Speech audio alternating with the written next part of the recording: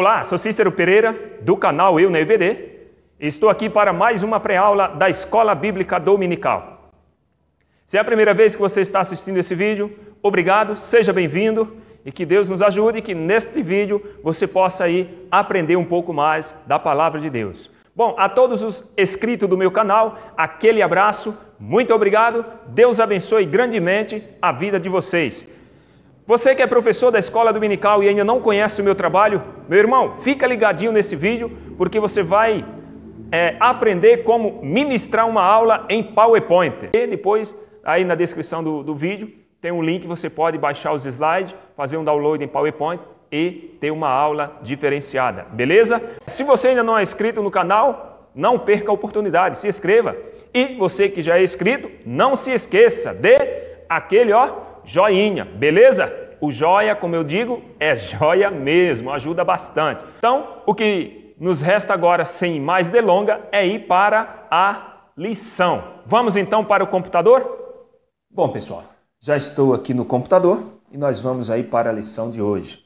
Iremos estudar a lição de número 5, que tem por tema Ética Cristã, Pena de Morte e Eutanásia. O texto áureo se encontra no livro de 1 de Samuel, capítulo 2, versículo 3, capítulo 1 de Samuel, capítulo 2, versículo 6. O Senhor é que tira a vida e a dá, faz descer a sepultura e faz tomar a subir dela. Verdade prática, a pena de morte e a eutanásia violam a soberania divina. A vida foi dada por Deus e, portanto, pertence a Ele. Em classe, como de costume, eu não vou fazer a leitura para nós ganharmos tempo nesta aula, mas você não pode deixar de ler aí as referências. Se encontra na carta aos Romanos, capítulo 13, versículo 3 ao 5, 1 de Samuel 2, 6 e 7, e também João 8, 3 ao 5 e versículo 10 e 11. Então, faça a leitura aí na sua casa, tá certo? Vamos para a introdução. Na introdução diz assim: a vida humana é o ponto de partida para os demais direitos da pessoa. Se o direito à vida não estiver assegurado, torna-se impossível a existência dos outros valores. Tema relacionado à punição com pena de morte e o direito à eutanásia são frequentemente discutidos e aceitos na sociedade atual.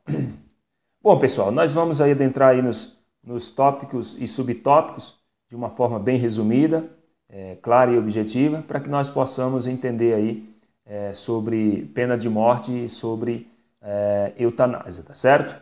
Nós vamos detalhar mais à frente aí de acordo com a nossa lição. Não vou me ater muito aqui na introdução não, tá certo? Tópico 1, a pena de morte nas Escrituras. Subtópico 1, no Antigo Testamento. Então, vamos falar sobre a pena de morte no Antigo Testamento. No Pacto com Noé e na Lei de Moisés, a pena de morte aparece como punição retributiva. Olha só, Gênesis 9, 6 diz assim, Êxodo 21, 23 diz assim, sangue por sangue, vida por vida. Um dos propósitos era punir com sangue por sangue, vida por vida. Um dos propósitos era punir com a morte o culpado por assassinato premeditado, de acordo com Êxodo 21, 12. A expressão não matarás, de Êxodo 20, 13, significa não assassinarás. Isso proíbe efetivamente o homicídio doloso ou qualificado. Que é homicídio doloso? Aquele que a pessoa faz com intenção de matar, tá certo? Então, ao indivíduo era proibido matar e quando alguém matava, a lei, o que acontece? A lei ela exigia que o Estado fizesse justiça. Assim, a morte do homicida era vista como justiça contra a impunidade. Porém, havia exceções na lei. Quando Davi adulterou e premeditou a morte de Urias, a pena não foi aplicada ao monarca. Por quê? Porque Deus tratou pessoalmente do pecado do rei. Olha o que diz aqui 2 Samuel 12, 10 e 11. Agora, pois, não se apartará a espada da tua casa, porque me desprezaste, e tomaste a mulher de Urias, o heteu, para ser tua mulher. Assim diz o Senhor: eis que suscitarei da tua própria casa o mal sobre ti, e tomarei tuas mulheres perante os teus olhos, e as darei a teu próximo, o qual se deitará com tuas mulheres perante este sol. Então, olha só. Nós vemos aqui que a pena de morte, ou a pena capital, como é chamada, ela teve uma exceção aqui concernente à pessoa do Davi, do rei Davi. Por quê? Porque o próprio Deus tratou desse assunto, né? Ele mesmo puniu Davi, ele mesmo tratou com Davi. Mas, e se nos nossos dias ainda permanecesse esse sistema de olho por olho, de dente por dente, o que aconteceria? Nós teríamos o quê? Nós teríamos aí hoje uma sociedade de pessoas banguelos, né? Sem dentes, pessoas cegas. Por quê? Porque, infelizmente, o pecado ele ainda está visível, ele ainda está agindo a todo vapor. Mas nós vamos ver isso aí, como que foi tratado, ou como é tratada essa questão no Novo Testamento, tá certo? Nós temos aqui, de acordo com o que nós lemos aqui, nós observamos, nós vamos fazer aqui algumas considerações. Primeira consideração que nós vamos fazer. Lá em Mateus 5, 21, vocês ouviram o que foi dito aos seus antepassados: não matarás, e quem matar está sujeito a julgamento. Olha só, nós vimos aqui em Mateus 5, 21, Jesus ele vai citar este mandamento aqui, né? Não matarás. Este mandamento de Êxodo 20, não matarás ou não assassinarás, Jesus ele vai citar lá. Então Jesus ele está chamando aqui o quê? Ele está chamando o espírito por trás da letra, ou seja, o princípio do mandamento. E deixando claro que as pessoas ela não mata somente com arma, não, mas mata também com palavras. As pessoas também matam as outras pessoas com palavras. Para nós termos uma base do que estou falando aqui, olha o que diz em Provérbios 18, 21. A língua tem poder sobre a vida e sobre a morte. Os que gostam de usá-la comerão do seu fruto. Olha só. Então, Jesus ele deixa bem claro que as nossas palavras ela têm poder. Né? Que por trás da letra existe o quê? O Espírito, o princípio do mandamento. Né? Esse princípio não pode ser esquecido. Porque às vezes nós não matamos, não ferimos ninguém fisicamente, mas com palavra nós ferimos, porque a vida e a morte, diz lá em Provérbios, está no poder da língua. Então, com a língua a gente produz vida e também produz morte. Quantas esposas ou quantos esposos mataram suas esposas ou vice-versa usando a língua? Né?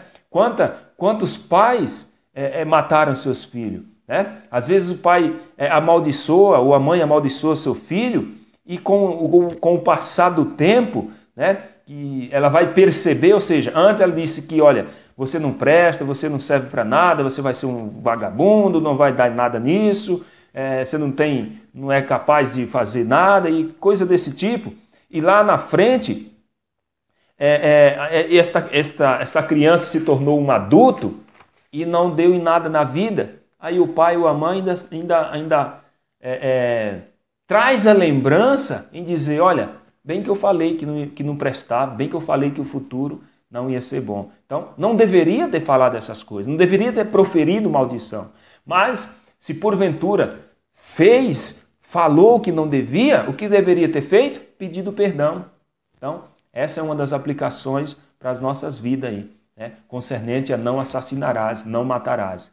Nós não matamos as pessoas simplesmente fisicamente, mas com as nossas palavras, porque o poder está na palavra. Então, esta questão, ela tem, essas palavras, ela tem poder, tá certo? Outra coisa que nós devemos também observarmos é concernente a testemunho, né? para se aplicar uma pena capital, para se aplicar a pena de morte, para se aplicar uma punição, tinha que haver testemunha, tinha que haver fatos. Então nós vamos ver aqui uma aplicação para nossas vidas de acordo com 1 Timóteo 5,19. Não aceita acusação contra um presbítero, se não for apoiado por 2 ou 3 testemunhas. Então, olha só, para que se houvesse uma aplicação da pena, da lei, tinha que haver testemunha. Então, pegando aqui esse gancho, né, ou trazendo essa aplicação para nossas vidas, nós que somos líderes, ou você que está me ouvindo que é líder, nós trabalhamos com fatos, né? Não devemos jamais trabalhar com boatos, porque os boatos às vezes são mentirosos, os boatos nem sempre é aquilo que realmente aconteceu. Então, devemos trabalhar com o quê? Com fatos. Para quê? Para que não cometermos injustiça com as pessoas, tá certo? Então, houve exceção na lei? Houve sim. Nessa questão aqui de Davi, houve uma exceção. Mas, nesse caso, não houve injustiça. Por que não houve injustiça? Porque Deus tratou diretamente com o rei. Então, liberdade é poder de escolha. Sim, claro que é poder de escolha. A liberdade me dá poder para eu escolher o que eu quero. Porém, eu não sou livre, nós não somos livres para escolher as consequências. Então, todo pecado ele traz consequência, né? E qual que é as consequências do pecado? Qual que é o salário, o resultado, né? O salário do pecado?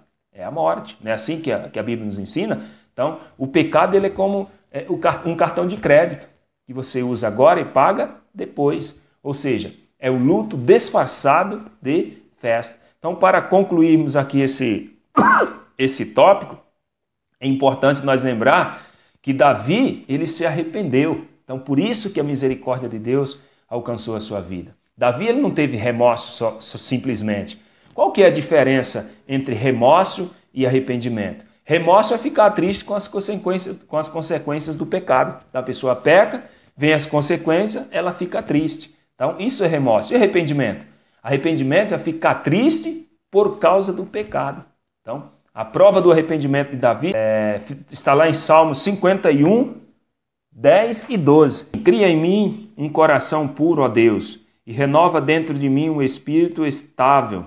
Não me expulse da tua presença, nem tires de mim o teu santo espírito. Devolva-me a alegria da salvação e sustenta-me com um espírito pronto a obedecer. Então, Davi, ele se arrependeu verdadeiramente. Isso é que faz a diferença, tá certo? Então, o arrependimento de Davi trouxe novamente para ele a esperança da salvação, tá certo? O que há de essencial nesse subtópico? O que há de essencial é o seguinte: a misericórdia de Deus está sobre as nossas vidas. Então, o que há de essencial nesse subtópico que nós aprendemos é que a misericórdia de Deus é maior do que qualquer outra coisa em nossa vida, tá certo? Subtópico 2, nós vamos falar sobre pena de morte no Novo Testamento. Aos Romanos, Paulo constata a legalidade da pena de morte e a legitimidade do Estado em usar a espada como punição ao transgressor. Espada aqui tem a ver com juízo, com justiça e com punição, tá certo? Então, porque ele é ministro de Deus para teu bem, mas se fizeres o mal, teme, pois não traz debalde a espada, porque é ministro de Deus e vingador para castigar o que faz o mal. No entanto, o apóstolo ele não normaliza a aplicação da pena. Então, Paulo ele não está normalizando aqui a aplicação da pena de morte, mas também ele não está ordenando e nem proibindo. Apenas ele reconhece a existência da lei como dispositivo punitivo. O evangelista João registrou o caso da mulher apanhada em adultério, João 8,4. Os escribas e fariseus exigiam o parecer de Jesus sobre a aplicação da pena de morte para a adúltera. Os escribas e fariseus exigiram o parecer de Jesus sobre a aplicação da pena de morte para a adúltera. Porém, Jesus absolveu a mulher da punição e a perdoou, e a exortou a deixar o pecado. João 8:11. Então, Jesus aqui, ele não anulou o mandamento que está escrito lá em Êxodo 20, não matarás. Mas ele tratou aqui do princípio do Espírito por trás da letra. Ele diz, eu porém vos digo, aquele que não tiver pecado, o que é que faz? Atira a primeira pedra. Então, Jesus ele julgou aqui o quê? O desejo, a intenção, o que está dentro do coração do homem. Quem deseja fazer algo, quem deseja fazer o mal, quem deseja pecar, ele só não faz isso, às vezes, por falta de oportunidade. Tá certo? Então, Jesus estava falando do Espírito que está por trás da letra, ou seja, do princípio do mandamento. Então, os acusadores aqui, os fariseus, eles agiram de modo parcial. Por quê? Porque lá em Números 35, 30 e em Levítico 20, 10, fala que a pena de morte deveria ser aplicada a ambos, aos dois, tanto a mulher quanto ao homem. Mas cadê o homem que não estava aí? Certo? Então, algumas considerações nós devemos tirar aqui deste texto, tá certo? Então, Jesus ele vai dizer assim, a partir do capítulo 8 de João, ele diz, a pergunta dele foi o seguinte, quem não tem pecado? Essa foi a pergunta. Quem não tem pecado? Quantos pecaram? Romano 3, 23, olha só, diz o seguinte, está aqui a resposta de quantos pecaram? Olha lá, 3, 23 diz assim, pois todos pecaram e estão destituídos da glória de Deus. Então, quantos pecaram? Todos. Todos pecaram. E Romanos 6, 23 diz qual é a penalidade do pecado. Olha só, 6, 23. Pois o salário do pecado é a morte, mas o dom gratuito de Deus é a vida eterna em Cristo Jesus, nosso Salvador. Então, Jesus ele está aqui ensinando o seguinte, o Espírito por trás da letra. A pergunta é, quantos foram que pecaram? Todos. Todos eles ali pecaram. Todos tinham pecado. E qual que era a penalidade para o pecado? A morte. Mas e o dom gratuito de Deus é o quê? A vida eterna. Então, outro ponto importante que nós devemos observar aqui no capítulo 8 de João, no versículo 10 e 11. Quem anuncia o evangelho do amor de Deus sem o apelo ao arrependimento de pecado, ele não está apresentando o evangelho de forma correta, o evangelho completo. Porque Jesus disse para aquela mulher o seguinte, cadê os teus acusadores? Não está, ninguém te acusou não, eu também não te acuso. Porém ele disse, vai, mas não peques mais. Então, o evangelho de Cristo, o evangelho amoroso do Senhor Jesus, ele não pode ser pregado só na questão do amor. Porque quem prega o amor tem que pregar também o arrependimento. Porque o evangelho de Jesus é arrependimento também, tá certo?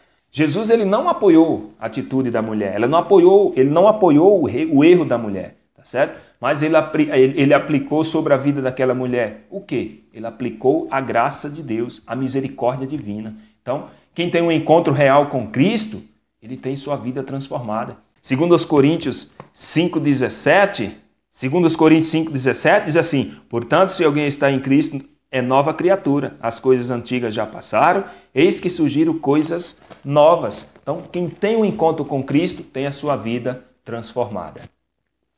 Tópico 2, eutanásia. Conceitos e implicações. Subtópico 1, o conceito de eutanásia. Etimologicamente, a palavra eutanásia tem origem em dois termos gregos. Eu, como significado de boa ou fácil, e thanatos, que significa morte. Ou seja, a junção desses dois termos resulta na expressão boa morte, também conhecida como morte misericordiosa. O vocábulo foi inicialmente usado pelo filósofo inglês Francis Bacon, não sei se é assim que pronuncia, no sentido técnico, a eutanásia, que significa antecipar ou acelerar a morte de paciente em estado terminal. Ou seja, ou que esteja padecendo de dores intensas em consequências de alguma doença incurável. As formas usadas podem ser classificadas em eutanásia passiva ou ativa. Eutanásia passiva. A eutanásia passiva desliga-se as máquinas e aparelhos que mantêm o paciente vivo. E na forma ativa, aplicação de qualquer droga que possa acelerar o processo de morte. Está cumprindo aqui o objetivo do subtópico 1, que são as definições e conceito aí de eutanásia, né? Então, na forma passiva, que se desliga os aparelhos, que está mantendo ali o paciente vivo, e na forma ativa, aplicação de qualquer droga, ou seja, se aplica uma droga na pessoa que acelera aí o processo da morte, tá certo? Então nós vamos aí para o subtópico, porque aqui já está definido esse conceito aí de eutanásia. As implicações da eutanásia. Bom, a prática da eutanásia tem implicações de ordem moral, legal, moral e ética. De ordem legal. Olha só, nos aspectos legais, a Constituição brasileira assegura a inviolabilidade do direito à vida, de acordo com o artigo 5. Assim, a eutanásia é tipificada como crime no Código Penal brasileiro, do artigo 122. No entanto, tramita no Senado Federal o projeto de lei de número 236/12 do novo Código Penal, onde o juiz poderá deixar de aplicar a punição para quem cometer a eutanásia, seja ela passiva ou ativa. Na implicação moral. Na implicação moral diz o seguinte: nas questões de ordem moral nos deparamos com a violação do 6º mandamento, não matarás, Êxodo 20:13. E também que, quando a eutanásia é considerada pelo paciente, surge o problema do pecado de suicídio.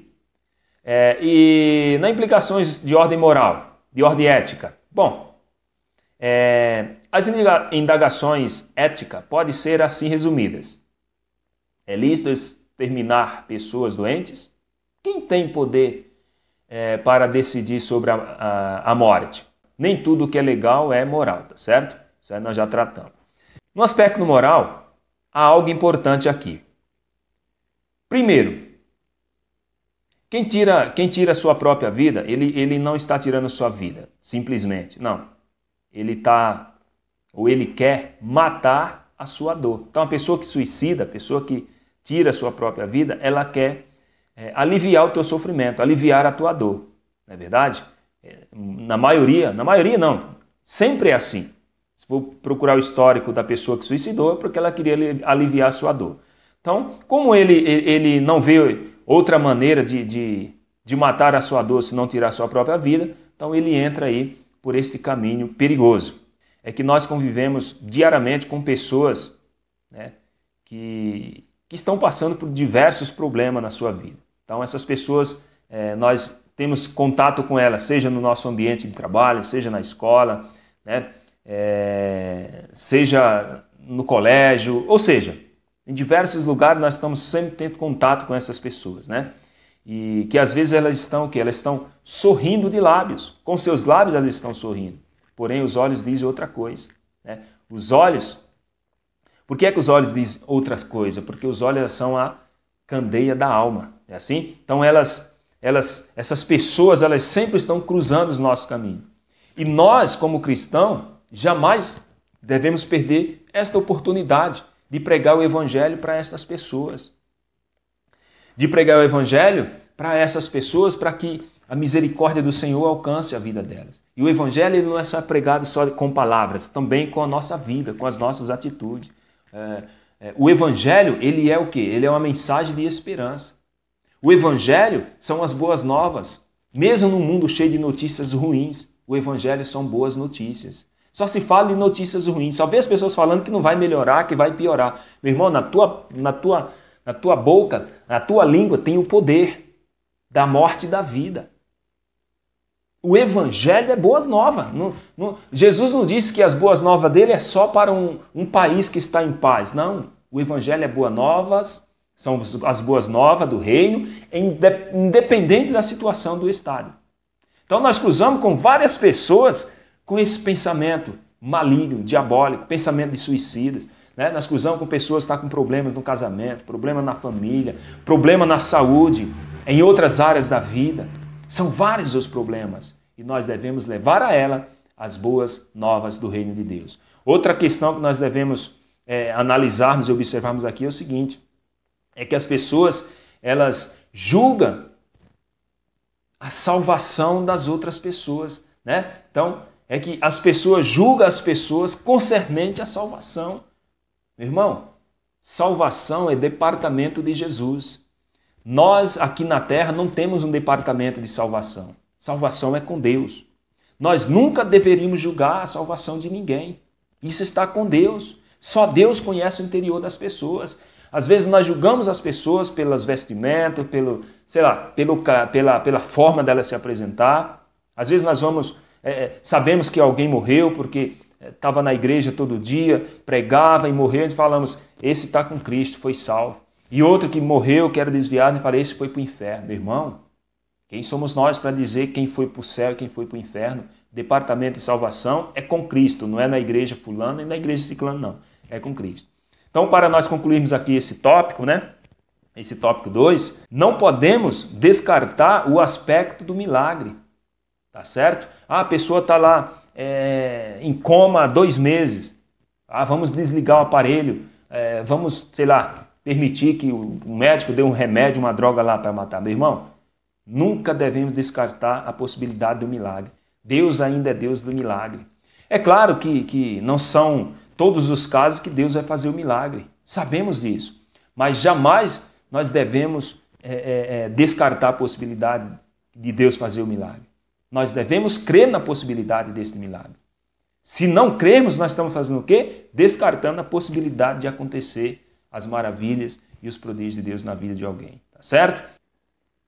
Gênesis 18:14 diz o seguinte, existe alguma coisa impossível para o Senhor? É uma pergunta que o escritor está fazendo. E Lucas 1:37 diz assim, nada é impossível para Deus. Tá? Existe a possibilidade de um milagre? Sim, em todas as consequências, todos os momentos da nossa vida. Então nós pregamos o evangelho, a boa nova. A palavra de Deus tem poder, não tem? Então, a palavra ela é repleta de milagres. E se nós cremos, acreditamos na palavra de Deus, então existe a possibilidade sim do milagre, tá certo? Tópico 3. A vida humana pertence a Deus. Subtópico 1. A fonte originária da vida. Subtópico 1. A Bíblia ensina que Deus trouxe o universo à existência. No princípio criou Deus os céus e a terra, Gênesis 1:1. E que Ele próprio sustenta todas as coisas. Olha, Hebreus 1:3 diz assim, o Filho é o resplendor da glória de Deus e a expressão exata do seu ser, sustentando todas as coisas por sua palavra poderosa.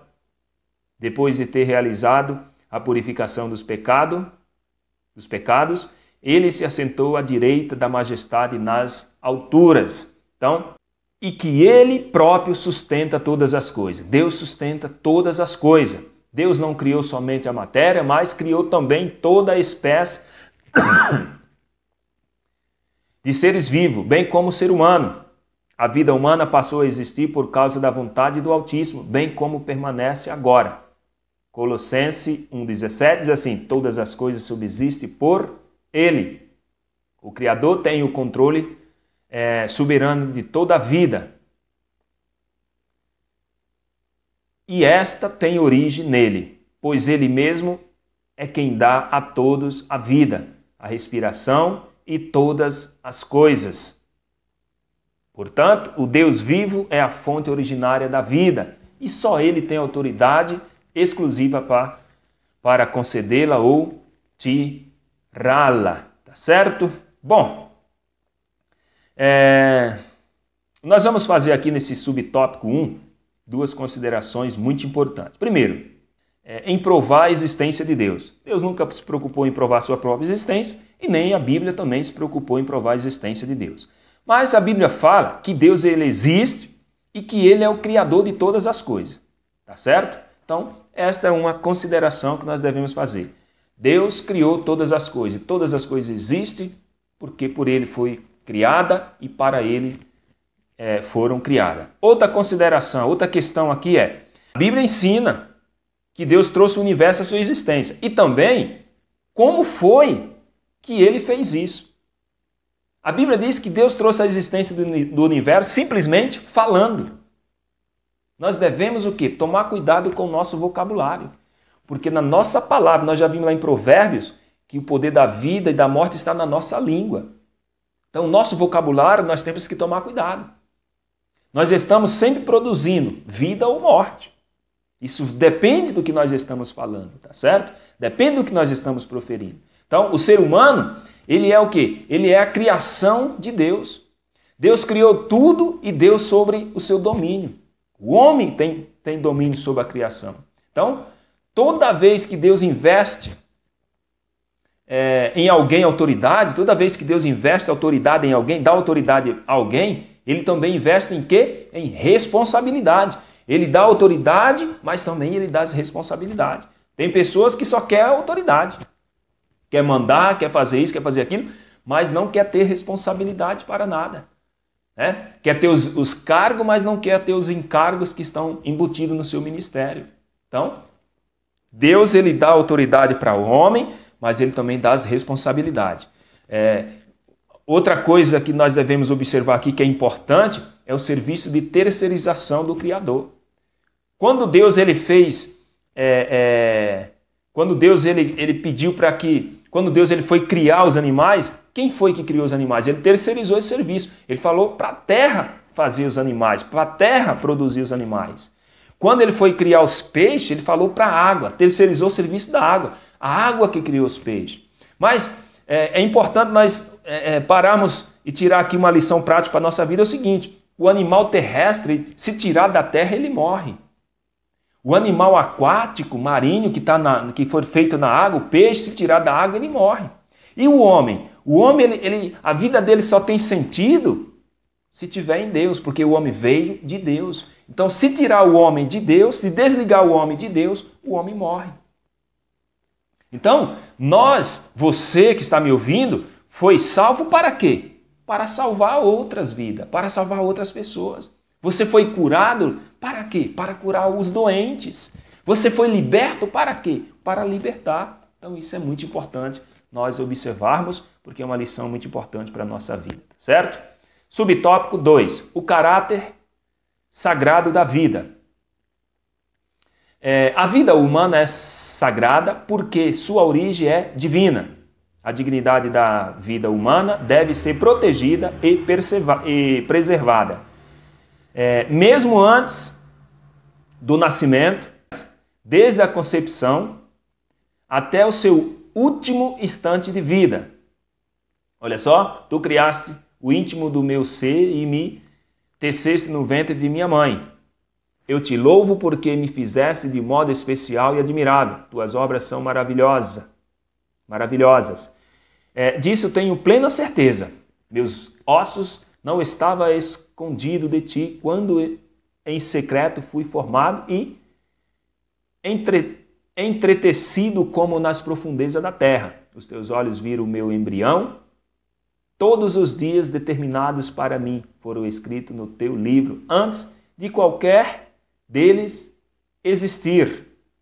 O Senhor vê com pesar a morte de seus fiéis. A vida deve ser respeitada e valorizada como dádiva divina. Seu divino poder nos deu todas as coisas de que necessitamos para a vida e para a piedade, por meio do pleno conhecimento daquele que nos chamou para a sua própria glória e virtude.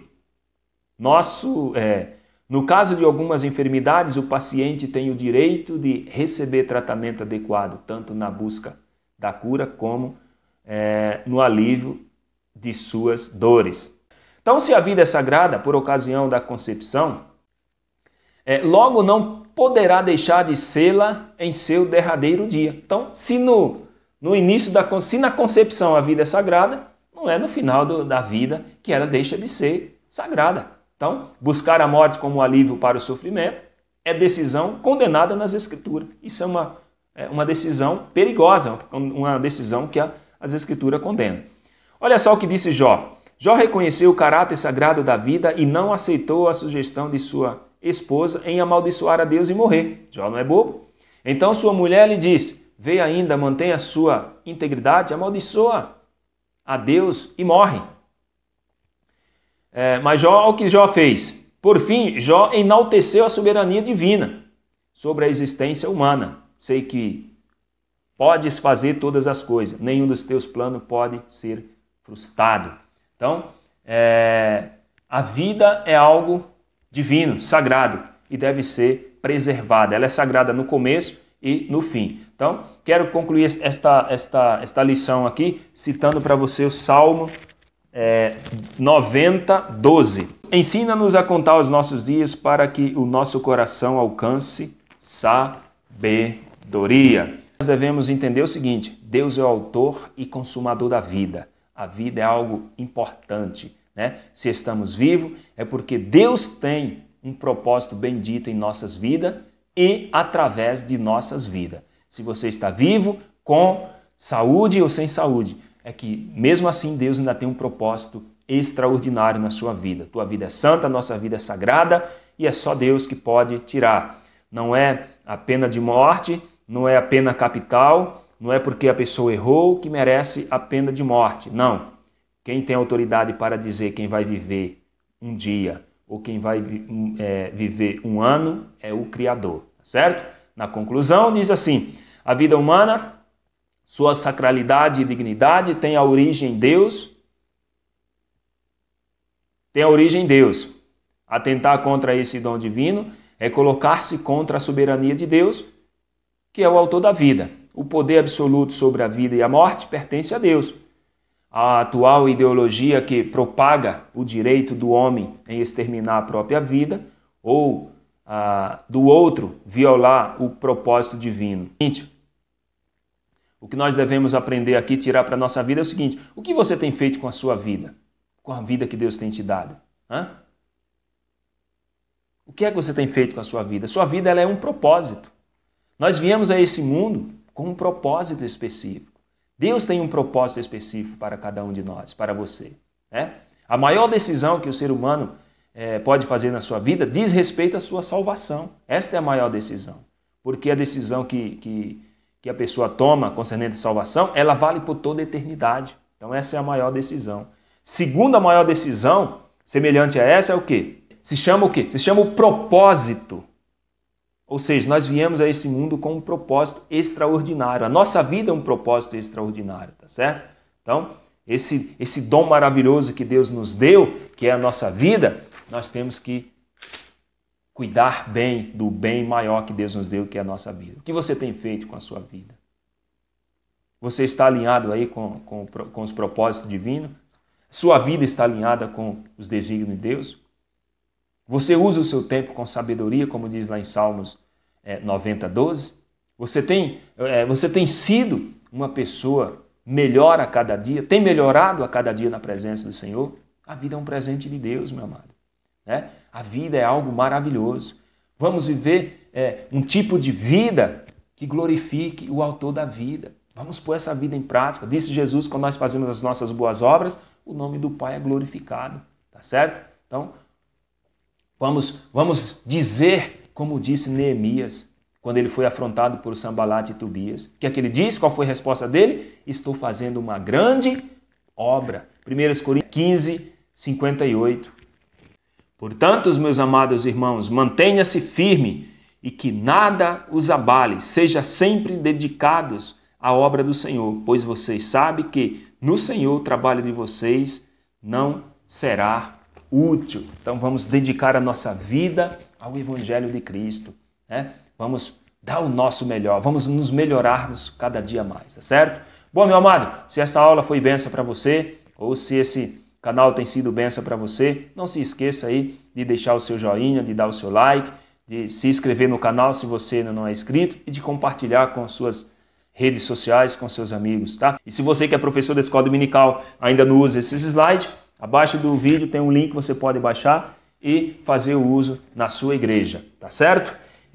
Se você ainda não deixou seu e-mail para receber esses slides no seu e-mail, deixa aí na descrição do vídeo, tá? Que Deus abençoe. Tudo isso e muito mais nós fazemos dentro do reino dele, se for da vontade dele.